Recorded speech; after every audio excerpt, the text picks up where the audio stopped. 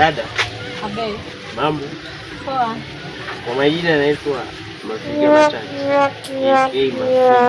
Yaani ya kupipia chakula yani. Unamaanisha Maiga. Kwa kilugha fulani hivi. Ile nzuri. Haya, mimi naitwa Kimwanya. Kimwanya. Ndio maana unamwanya. Sasa unajua nini? Mimi hapo ni Maiga.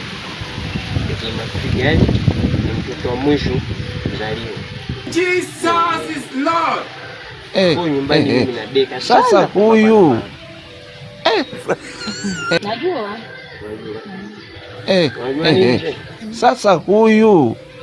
Wahenga walisema mvumilivu kula nyama mbivu, lakini mimi hiyo mbivu imenishinda kwa kweli, kwa sababu yani hivyo kuona hivyo unakuja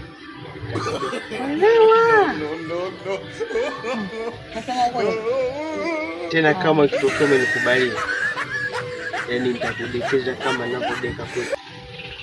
Kweli mpenzi? Mpenzi?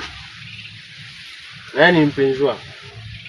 Yaani mimi nimetokea kwa wewe. Juzi ulivyokuwa unafundisha kwaya pale kanisani kwenu, na nilivyokuwa unakuja sasa hivi, nikaona ni bora nikupe sifa zako ulivyokuwa unafundisha vizuri, nitokea kuelewa kule kanisani kwako yani. Kaka vipi? Kumba ya kuku wewe.